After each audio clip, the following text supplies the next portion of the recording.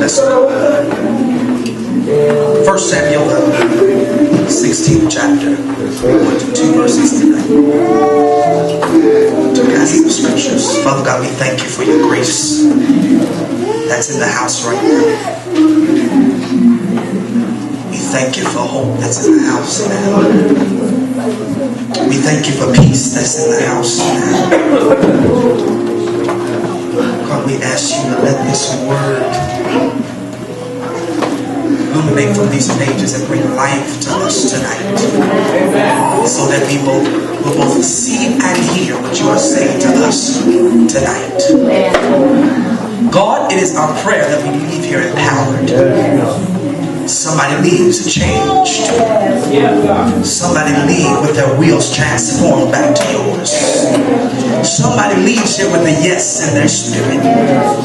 God, even as we're standing here now, just as you did for the centurion, we're asking you to speak a word that will go past these four walls, go to the place of destiny where we need it to be. God, heal somebody that's praying for a sick loved one right now, an unsaved loved one. We thank you for we know that your word has power and it works for us today.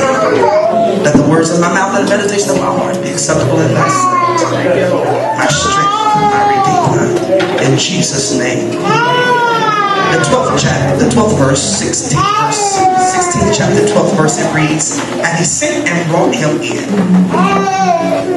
Now, you drew him with all of beautiful countenance and good to look to. And the Lord said, arise, anoint him, for this is he.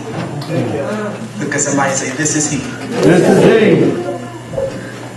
Then Samuel took a horn of oil and anointed him in the midst of his brethren. And the Spirit of the Lord came upon David from that day forward. So Samuel rose up and went to Ramah.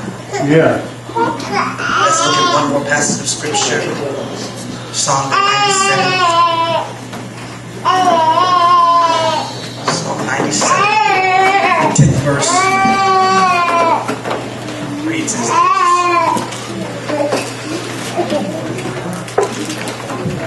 92 and 10. But my horn shalt thou exalt like the horn of the unicorn.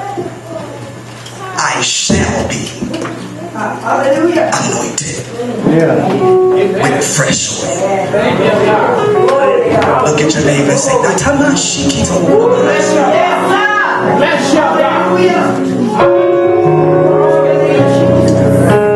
at your neighbor and say, I shall be anointed.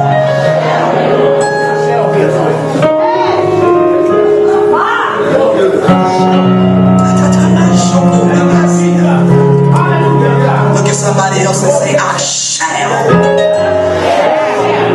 be anointed. This isn't a maybe. This isn't a probably. This is a guarantee. After all I've been through, I shall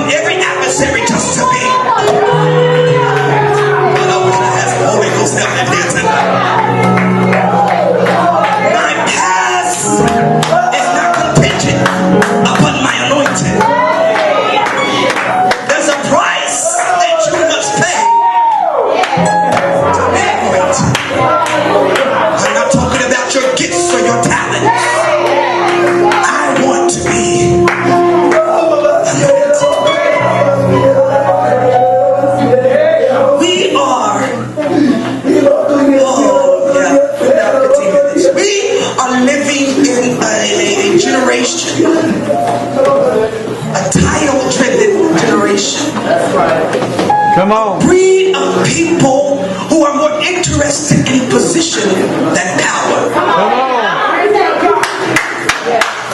Generation who are more interested in recognition than relationship. We are living among people, God help me preach it, who are engrossed with fame more than fellowship with God. It is those people that talked about who would be lovers of pleasure more than lovers of God. It was Paul who said that you will have the form of godliness but deny the power thereof.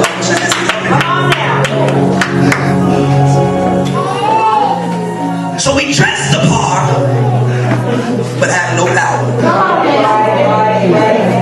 We have titles but no power. We speak in tongues but no power. We usher, we lead praise and worship, but we have no power. Preach and prophesy, but you have no power. The Bible declares that after that the Holy Ghost has come upon you, you shall receive. So there's a reason why a lot of folk are dealing with the issues that they're dealing with, that they have no powers, because one, they have no prayer life, or they have no Holy Ghost. You cannot be full of power and not have a prayer life. You can't speak in tongues and not have a prayer life. You have no power. I'm looking for a people that will grow up in this generation that will be lovers of God, who are chasing far after God, and not worried about the title, not worried about the position, not worried about the recognition. I want to be anointed and be empowered by God. And so we see, I told you I'm not going to preach lonely, so we see this man David. David is a good individual, a good example to look at. David, I want to tell a brief story about David, but I got to begin with Saul. I want to begin with Saul tonight. And if you understand the Bible, the children of Israel, they wanted a king. They wanted to be like everybody else. They wanted a judge. They wanted everything that everybody had. That's when we get in trouble. We go looking at, thinking the grass is green on the other side. And so we want everything that everybody else got, but we don't really know that there's trouble on the other side. And so they wanted to be like everybody else. So they said, come on, give us a king. God have mercy, that we may be like the other nations. And God spoke to Samuel and said, tell them if they want this thing, that this king will come through, and they will take their tithes, they will take their daughters and make them bakers, they will ruin their houses, but I'm going to get them what they were good from Zion. That's why you got to be careful what you pray for, because even when you don't want, even when you pray and it's not in the exact will of God, He will let some things be so, because He honors His word. And He said, if you pray, so Samuel, he anointed Saul as king, and just as the Bible declared that Saul had made ruins in Israel, and but the Bible declares that Saul is now dethroned, or he is rejected king because of his disobedience. Yes, he is anointed